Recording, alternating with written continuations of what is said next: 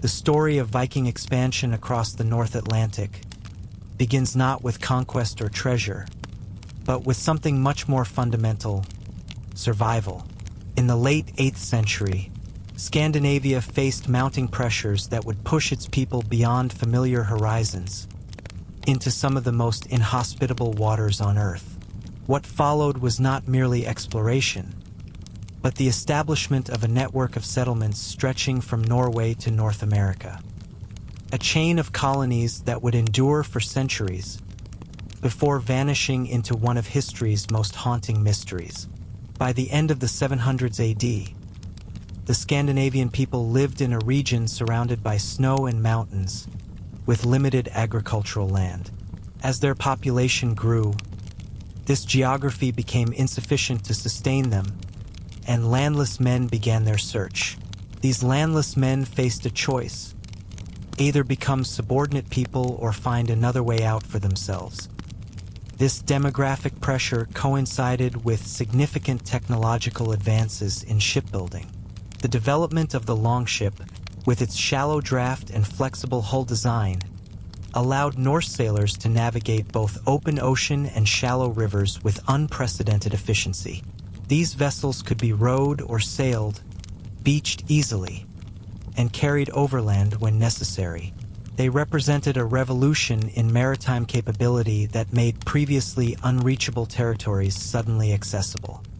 The Vikings' initial expeditions focused on raids against coastal settlements in Britain, Ireland, and Francia. The attack on Lindisfarne Monastery in 793 marked the beginning of what European historians would call the Viking Age. But raids were only one part of Viking expansion. Parallel to these violent assaults, Norse traders and explorers were pushing into the North Atlantic, finding and seizing lands suitable for agriculture and permanent settlement. The Faroe Islands, located roughly halfway between Norway and Iceland, became the first major stopping point in this Atlantic expansion. Norse settlers arrived there around 800, finding uninhabited islands with adequate grazing land for sheep. The Faroes provided experience in North Atlantic navigation and demonstrated that Norse farming practices could be adapted to these remote, windswept environments. The settlement of Iceland represented the next great leap. Irish monks had previously established small hermitages there, but when Norse settlers increased their raids around 874, they were forced to abandon the place. The traditional narrative credits Ingolfur Arnarson as Iceland's first permanent settler, though newly discovered remains indicate there was life there even earlier. More important than individual priority is the scale and organization of the settlement that followed. Between 870 and 930, thousands of Scandinavian settlers came to Iceland, bringing livestock, tools, and seed grain.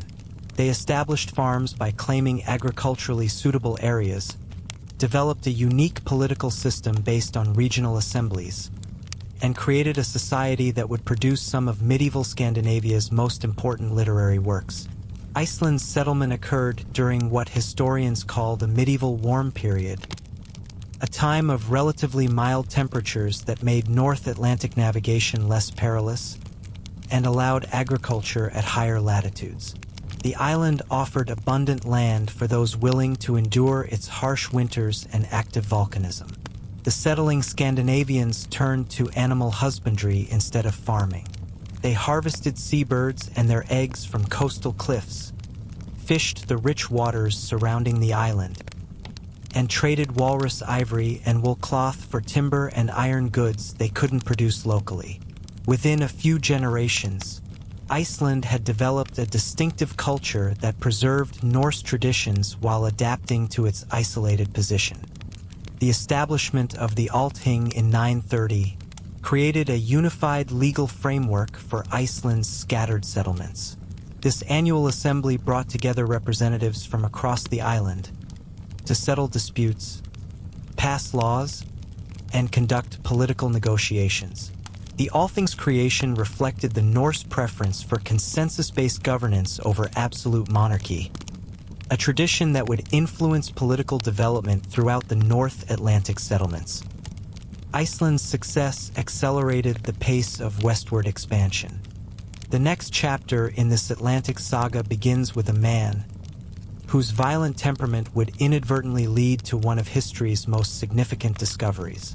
Erik Thorvaldsson, known as Erik the Red for his red hair and fierce disposition, was born in Norway around 950. His father, Thorvald Asvaldsson, had been exiled from Norway for manslaughter, forcing the family to relocate to Iceland. Erik grew up in Iceland's northwestern region, married well, and established a farm. He succumbed to the violent tendencies inherited from his father. After killing 2 people, he was exiled from Iceland.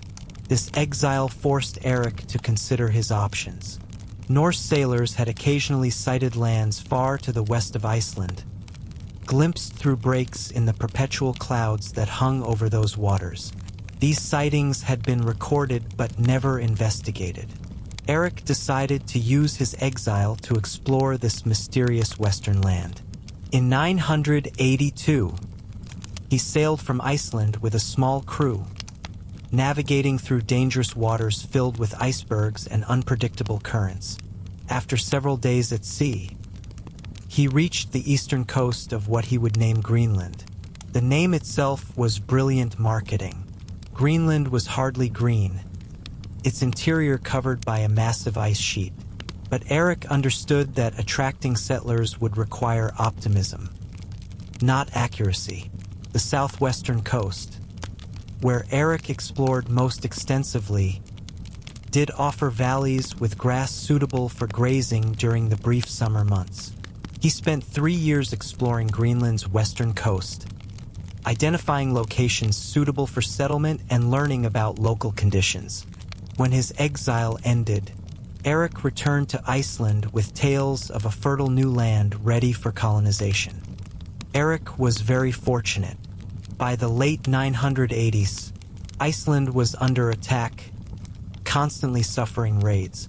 The best farmland had been claimed, and younger generations were forced to face again the scarcity and hardship their ancestors had experienced. Erik's offer of free land in Greenland attracted more demand than expected. In 985, Erik set out with approximately 500 people and a fleet of 25 ships, along with livestock and equipment. However, only 14 ships were able to complete this dangerous journey. Some of the 11 ships were lost at sea, while others turned back. Those who arrived were sufficient to establish colonies and live here, and they founded 2 large settlements. The eastern settlement, despite its name, was actually located on Greenland's southwestern tip. This settlement, centered around what is now known as Kassersuk, became the more populous and prosperous of the 2 colonies. The western settlement, about 300 miles up the coast near modern Nuuk, was smaller but still substantial. Both settlements established farms in sheltered fjords where grass could grow during the summer months. The Norse Greenlanders raised cattle, sheep, and goats, hunted seals and caribou, and engaged in long-distance trade that connected them to European markets. The archaeological record reveals remarkable details about these communities. Farm structures followed Icelandic patterns, with longhouses built from stone and turf providing insulation against Greenland's fierce winters. The largest farms housed extended families and their dependents, operating as economic units that combined farming, hunting, and craft production. Churches appeared within a generation of settlement, indicating the colonists' Christian faith had traveled with them across the Atlantic. By the early 11th century, Greenland had its own bishop, establishing the colony's position within medieval European ecclesiastical hierarchy. Greenland's Norse population never exceeded a few thousand individuals, far smaller than Iceland's settlement. But the colony developed its own distinct character and economy. Walrus ivory became Greenland's most valuable export, providing the colony with income to purchase goods they couldn't produce locally. Greenlanders hunted walrus along the northern coasts, undertaking dangerous expeditions that could last months. They also collected exotic items from even further north: polar bear skins, narwhal tusks, and live falcons, all of which commanded high prices in European markets. These luxury goods flowed from Greenland to Norway, and from there throughout medieval Europe, creating an economic lifeline that sustained the remote colony. But Greenland was not the end of Norse expansion. Within a generation of Greenland's settlement, Norse explorers had discovered land even further west. The sagas preserve multiple versions of how this occurred, but the core narrative centers on Leif Erikson, son of Erik the Red. Around the year 1000, Leif sailed from Greenland to explore lands that had been sighted by earlier voyagers blown off course. His expedition discovered a coastline far more hospitable than Greenland, with forests, wild grapes, and salmon-filled rivers. Leif named this new land Vinland, likely meaning wineland or meadowland, depending on the interpretation of the Old Norse term. The sagas describe Vinland as a place of abundance, where wheat grew wild, and the climate was mild enough that cattle could graze year-round. Leif and his crew built temporary shelters and spent a winter there, before returning to Greenland with timber and tales of prosperity. His reports sparked immediate interest. Greenland desperately needed timber for construction and shipbuilding, resources entirely absent from their adopted homeland. Additional expeditions followed. Leif's brother Thorvald led a voyage to Vinland, where he was killed in a confrontation with indigenous people the Norse called Skrælings. Another expedition, led by a merchant named Thorfinn Karlsefni, attempted to establish a permanent settlement. According to the sagas, Karlsefni brought livestock and approximately 160 colonists to Vinland, where they spent 3 years. This settlement failed not from environmental challenges, but from conflict with indigenous populations. The Norse found themselves outnumbered and unable to maintain peaceful relations with the native peoples. After several violent encounters, Karlsefni's expedition abandoned Vinland and returned to Greenland. For centuries, historians debated whether these saga accounts represented genuine historical events or literary invention. The discovery in 1960 of a Norse settlement at Longship Meadows, on the northern tip of Newfoundland, settled the question. Archaeological excavations revealed the foundations of 8 buildings constructed in Norse style, along with artifacts that definitively established the site's Scandinavian origin. Radiocarbon dating placed the occupation around 1000 CE, exactly when the sagas claimed Vikings had reached North America. Longship Meadows appears to have functioned as a base camp rather than a permanent colony. The site size suggests it housed perhaps 70 to 90 people at its peak, far smaller than Karlsefni's reported expedition. The buildings included sleeping quarters, workshops, and a smithy where iron was worked using bog iron extracted from local streams. Archaeologists found evidence of carpentry work, suggesting the site may have served as a staging area for timber harvesting expeditions. The Norse would have sailed south from Longship Meadows to harvest wood, bringing it back to the camp for initial processing before transporting it to Greenland. The discovery of butternuts at Longship Meadows, which don't grow as far north as Newfoundland, indicates the Norse explored considerably further south along the North American coast. They may have reached the Gulf of St. Lawrence or even New Brunswick, where butternuts are native. These explorations never resulted in permanent settlement. The indigenous populations were too numerous and too well organized to allow Norse colonization. Unlike Iceland, which was uninhabited, or Greenland, where the Norse settled areas not occupied by the Thule people. North America presented insurmountable resistance to Norse expansion. After a few decades, the Norse abandoned their North American ventures. Lance Aux Meadows was deliberately abandoned with buildings dismantled and useful materials removed. The Norse had proven they could reach North America and survive there, but they lacked the population and military strength to establish lasting colonies. Vinland remained a source of timber for Greenland, with expeditions apparently continuing occasionally, but it never became a settlement like Iceland or Greenland. Back in Greenland, the colonies continued to develop through the 11th and 12th centuries. The population likely peaked around 2,500 to 5,000 individuals spread across the two main settlements.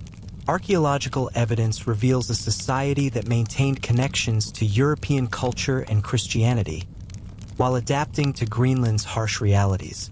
Churches became increasingly elaborate, with the cathedral at Gardar in the eastern settlement rivaling European structures in ambition if not in size.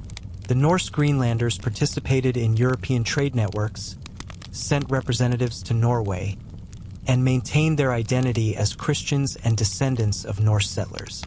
But maintaining this outpost of European civilization at the edge of the habitable world required constant effort. Every essential item the Greenlanders couldn't produce locally had to be imported: timber for construction and ships, iron for tools and weapons, grain for bread and beer.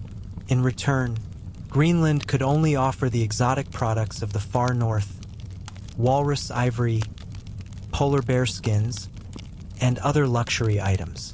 This trade was profitable when it functioned, but it depended on regular ship traffic across the North Atlantic, a route that became increasingly difficult to maintain.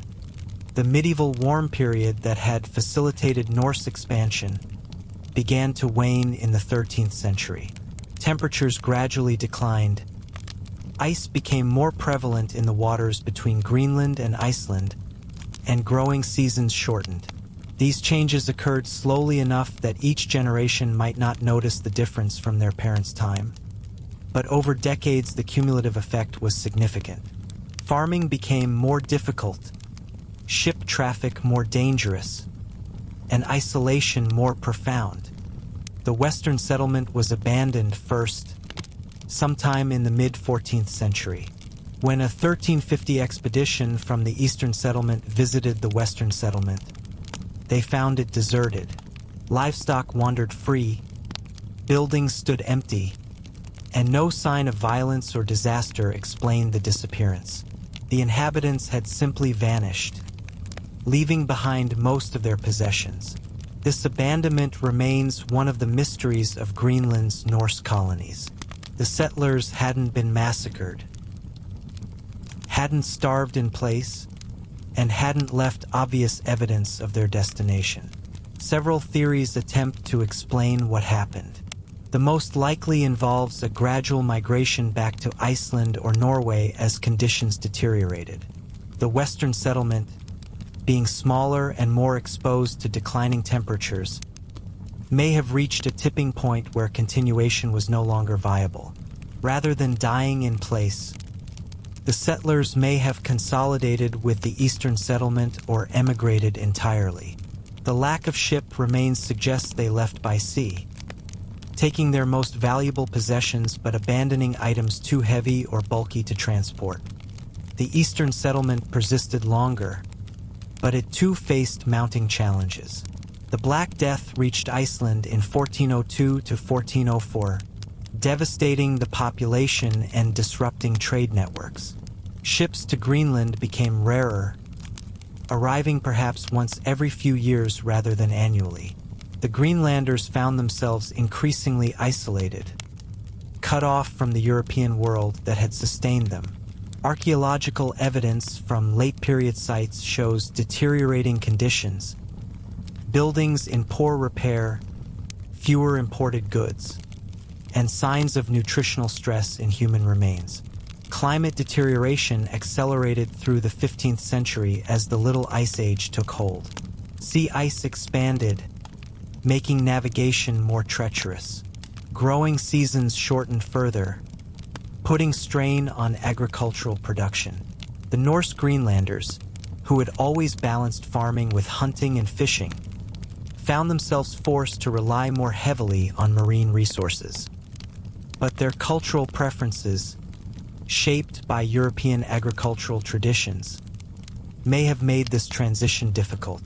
The Thule people, ancestors of modern Inuit, thrived during this period because their culture was optimized for Arctic conditions.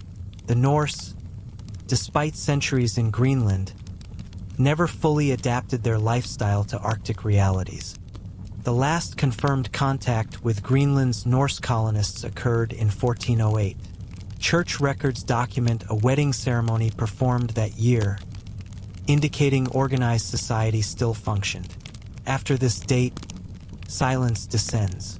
No ships reached Greenland from Europe, or at least none returned to report their findings. When European explorers finally returned to Greenland's western coast in the late 16th and early 17th centuries, they found only ruins and Inuit oral traditions about earlier inhabitants. What exactly happened to the remaining Norse Greenlanders remains uncertain.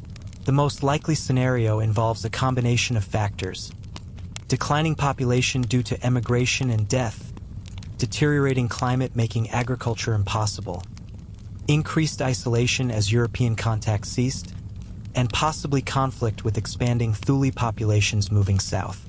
The last colonists may have died in place, victims of starvation or disease.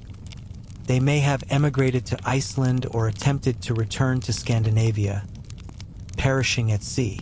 Or they may have been absorbed into Inuit populations, their Norse identity gradually disappearing as survival required adopting Arctic lifeways. Archaeological investigations of late Norse sites reveal a picture of communities under severe stress.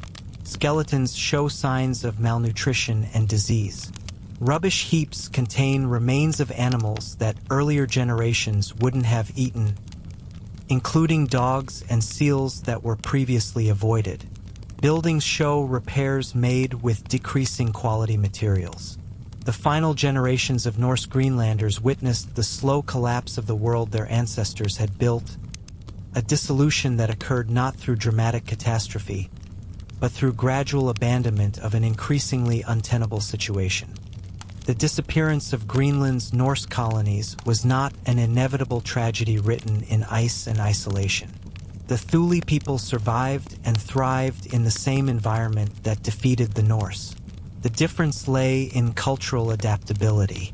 The Norse clung to European farming practices, Christian identity, and cultural traditions that were poorly suited to Greenland's realities.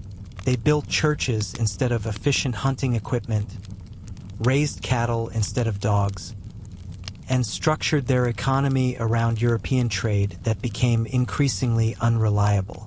The Thule, by contrast, had developed technologies and strategies specifically adapted to Arctic conditions. Kayaks and umiaks for sea hunting, igloos for temporary winter shelter, sophisticated harpoon designs, and social structures that emphasized mobility and flexibility. The contrast illustrates a fundamental truth about colonization. Success requires adaptation, not merely transplantation. The Norse succeeded in Iceland because Iceland's environment, while harsh, was similar enough to Scandinavian conditions that their existing practices could work with modifications. Greenland pushed the limits of their adaptability.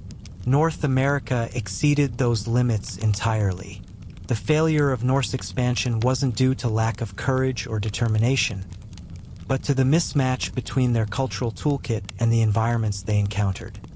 Yet the Norse achievement should not be minimized. For 5 centuries, they maintained European colonies in one of Earth's most challenging environments. They established regular transatlantic travel 4 centuries before Columbus. They reached North America and established settlements there. However briefly, they created the longest-distance trade network of the medieval world, connecting Greenland's northern coast to European markets thousands of miles away. These accomplishments, achieved with medieval technology and organization, represent remarkable human determination and ingenuity. The story of Norse Atlantic expansion also carries lessons about climate, culture, and the fragility of remote settlements. The Norse colonies existed during a climatic window that made their establishment possible but their continuation uncertain. When that window closed, the colonies could not adapt quickly enough to survive. Modern climate change creates similar vulnerabilities for communities worldwide, particularly those in marginal environments where small shifts can have large consequences. The Norse experience demonstrates that isolation combined with environmental stress can overcome even determined populations. The mystery of Greenland's abandoned settlements has captivated historians and archaeologists for centuries, generating theories ranging from plausible to fantastical. Some early scholars proposed that the colonists had been massacred by Inuit peoples, but archaeological evidence doesn't support this hypothesis. Others suggested epidemic disease, but again the evidence is lacking. The most exotic theories have proposed that the colonists migrated to North America and were absorbed into indigenous populations, but this too finds no support in archaeological or genetic evidence. The reality appears more prosaic but no less tragic. The colonies simply became unsustainable. As climate deteriorated and European contact diminished, the colonists faced a choice between abandoning their settlements or dying in place. Many chose to leave while departure was still possible. Those who remained longest either died or were forced to adopt survival strategies that their cultural background made difficult. The end came not with drama but with quiet desperation. As families made individual decisions to depart or endure, until finally no one remained. Centuries later, when archaeologists excavated medieval Greenland farm sites, they found evidence of these final generations. Small churches with expensive imported materials showed that faith remained important even as conditions deteriorated. Clothing preserved in frozen ground revealed European styles maintained long after contact with Europe had ceased. Food remains showed a diet increasingly dependent on marine resources. Human remains told stories of hardship, shortened stature indicating chronic malnutrition, disease markers suggesting epidemic illness, and in some cases evidence of violent death, though whether from conflict, accident, or something else remains unclear. These archaeological discoveries have gradually replaced the saga accounts as our primary source for understanding Norse Atlantic expansion. The sagas, written down 2 centuries after the events they describe, preserve genuine historical memories but filtered through literary conventions and the agendas of their authors. Archaeology provides more objective but also more fragmentary evidence. Post holes where buildings stood, metal scraps from broken tools, bones from consumed meals, the physical traces of lives lived centuries ago. Together, these sources allow us to reconstruct the outlines of what happened, even as specific details remain mysterious. The Norse voyages to North America, confirmed by archaeology at Lance Aux Meadows, raise intriguing questions about cultural contact and historical contingency. The Norse encountered indigenous peoples with their own complex societies and histories. These encounters were brief and often violent, never developing into sustained exchange or coexistence. But they demonstrate that transoceanic contact occurred centuries before Columbus, challenging simplistic narratives about European discovery of the Americas. What if Norse colonization of North America had succeeded? This counterfactual question tantalizes historians. Would sustained Norse presence have altered indigenous histories? Would other European powers have learned of the Americas earlier? The actual outcome makes clear why such speculation remains only speculation. The Norse lacked the population, technology, and crucially the epidemiological advantage that later European colonizers would possess. Diseases that devastated indigenous American populations in the 16th and 17th centuries apparently didn't transfer during Norse contact, or at least not on a scale that gave the Norse decisive advantage. Without such advantages, and facing numerous well-organized indigenous societies, the Norse could not establish lasting presence beyond temporary camps. The failure of Norse colonization in North America and the eventual abandonment of Greenland brought an end to medieval Scandinavia's Atlantic expansion. When Iceland and Greenland were settled, the Norse represented Europe's most advanced maritime culture, capable of navigating waters that terrified other sailors. By the 15th century, that advantage had passed to others. Portuguese, Spanish, and later English and Dutch sailors would accomplish what the Norse could not, establishing permanent European presence in the Americas. But these later colonizers benefited from technological advances the Norse lacked: better ship designs, improved navigation instruments, and crucially the demographic and organizational capacity to support colonies across oceanic distances. The Norse expansion stands as a distinctive chapter in human history, a medieval people pushing the boundaries of their world using the tools and knowledge available to them. They succeeded remarkably, establishing colonies that endured for centuries in environments that challenged them continuously. They failed ultimately, unable to adapt sufficiently or maintain the connections necessary for long-term survival. Their story is neither simple triumph nor simple tragedy, but rather the complex reality of human expansion into marginal environments, where success and failure balance on environmental change, cultural flexibility, and the contingencies of history. Today, the descendants of Iceland's medieval settlers still live there, their language preserving features of Old Norse that disappeared elsewhere. Greenland's landscape holds the ruins of Norse farms, slowly being excavated and studied by archaeologists seeking to understand what happened there. Lance Aux Meadows stands as a UNESCO World Heritage Site, testament to the fact that Vikings reached North America 5 centuries before Columbus. These physical remains connect us to the people who undertook these journeys: the farmers seeking land, the explorers seeking glory, the families seeking better futures in unknown territories.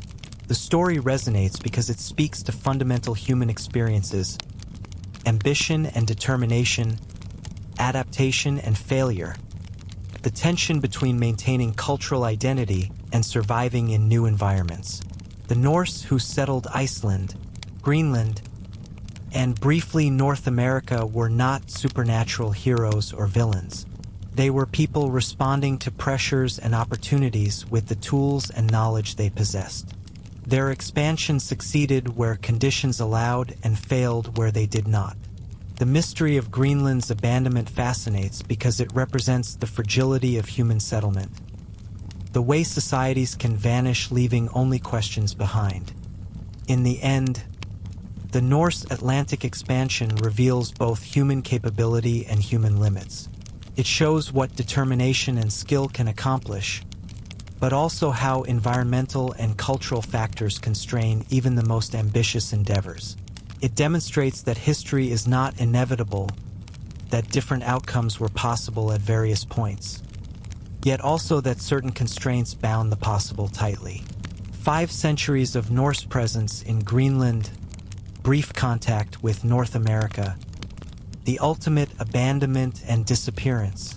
These facts now stand clear, but the human stories behind them, the individual decisions and daily struggles, remain partially obscured by time's passage, leaving us to imagine the lived experience behind the archaeological remains and fragmentary historical records. The cold waters of the North Atlantic hold many secrets still, and perhaps more evidence of this remarkable expansion awaits discovery. Until then, we have the ruins, the sagas, and the memory of a people who sailed beyond the edge of their known world and established, however briefly, the western reaches of medieval European civilization.